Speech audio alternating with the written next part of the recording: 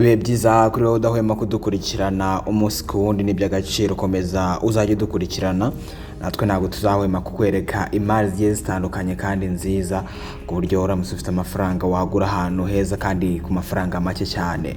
Komeza rero kugira ibihe byiza kandi ibyo urimo byose bikomeze kugenda neza, nibyo twebwe tukwifurije. Twitwa Nzuri Business Group Limited, ni company iba igufitiye imari nziza cyane, yaba inzu zikodeshwa, inzu zigurishwa, ibibanza ndetse n'indi mitungo yose itimukanwa. Sibyo gusa kandi nawe uramutse ufite umutungo ushaka kugurisha watugana nabwo tukagushakira abakiriya bawugura mu gihe gito cyane. Sibyo gusa nanone dufite n'indi service ya property management, aho uramutse ushaka abantu bakumanagingira imitungo yawe watugana nabyo turabikora kandi neza cyane. Aho byo byose wabisanga muri Nzuri Business Group Limited. Uyu munsi rero tugufitiye inzu ya apartment yo gukodesha iherereye Kibagabaga. Ni inzu nziza cyane ifite parking nini ijyamo imodoka enye, ikagira jaride nziza cyane. Iyi nzu ifite ibyumba bibiri, ikagira toilette na douche ebyiri,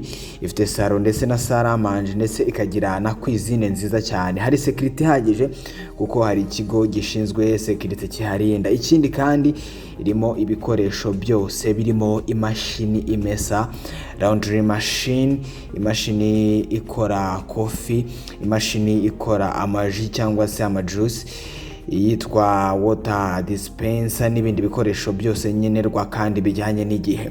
Igiciro cyayo ikodeshwa ni amadolari 800, ariko ashobora no kuganirwa. Uramutse ushaka ibindi bisobanuro kuri apartment ikodeshwa wahamagara 0784486797